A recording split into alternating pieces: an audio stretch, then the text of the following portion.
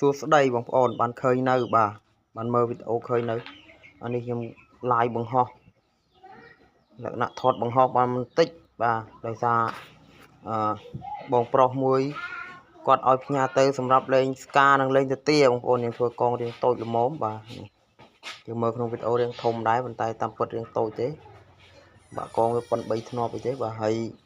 នឹងសម្រាប់លេងស្កាលេងទៅទានឹងយើងធ្វើតម្រូវឲ្យលេងស្កាលេងទៅទាបាទហើយបងប្រុសខាងនេះគាត់កំងថាឲ្យធ្វើលេងស្កាផងមន់ទឹកផងអញ្ចឹងយើងធ្វើកងរៀងធំណាបាទស្កាផងមន់ទឹកផងកងរៀងធំ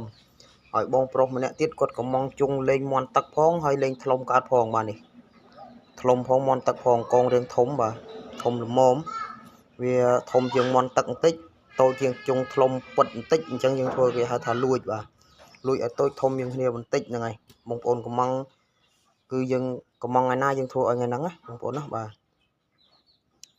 ខ្សែបោះថៃបងប្អូនគាត់ថាខ្មែរយើងធ្វើប៉ុន្តែខ្សែបោះថៃទាំងអស់អញ្ចឹងវាគុណភាពប្រហែលបោះថៃហ្នឹងដោយសារតែ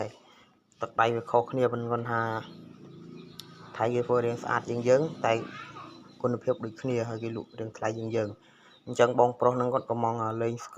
មន់ទឹកផងថ្លុំបានផងហ្នឹងហើយខែថ្លុំតិចទៀតមួយខែអីទៀតយើងអាចលេងថ្លុំបានខ្លះហ្នឹងហើយ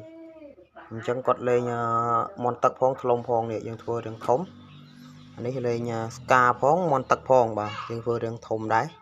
កងរឿងធំគួរសមដល់ពេលនេះគាត់លេងតែទៅទាលេងទៅទានឹងស្កាអញ្ចឹងកងរឿងតូចល្មមបាទអញ្ចឹងអរគុណច្រើនបងឲ្យតែកំងធ្វើបានបាទធ្វើបានទាំងអស់អរគុណច្រើនហេងបង